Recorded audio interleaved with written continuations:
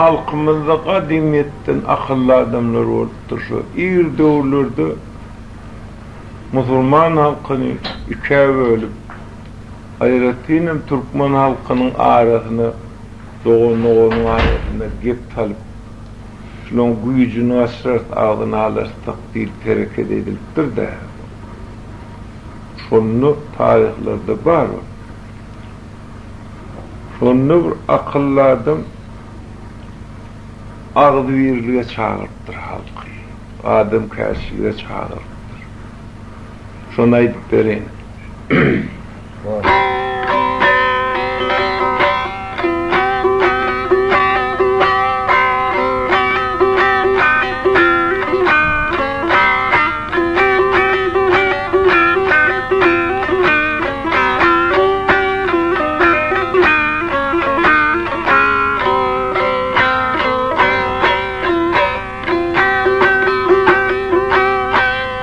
Ağzı birlik ırsal getir, güç getir.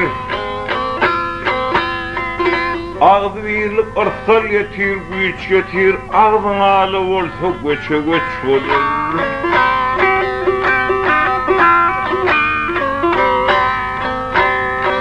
Sirdar yigit avre getir, at getir. Yigit zalim olsa kaça göç olur.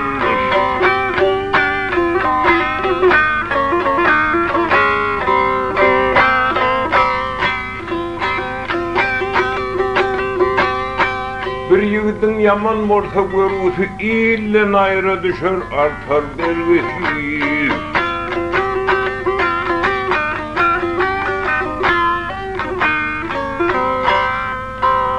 Göğlü leştir galtı yürü kurgusu, derdin uyuşu olsa dermanı hiç olur, hiç olur.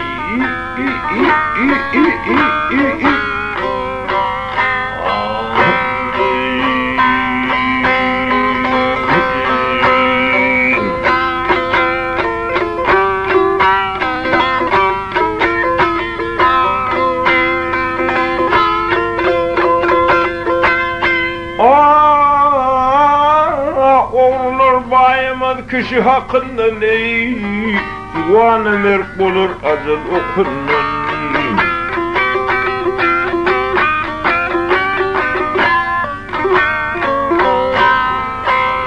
Namartlar han tamam erdin okunun ey, azapı yeklencin soğuyu,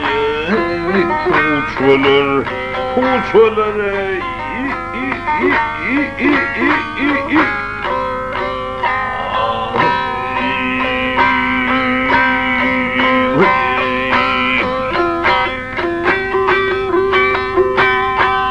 Kardeşim gör oğlu sırdaşım varlı bilimiz kılıçlı atımız derli.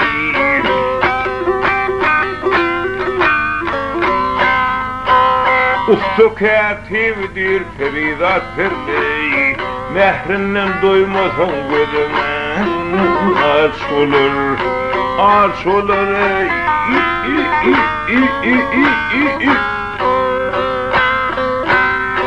Eyvah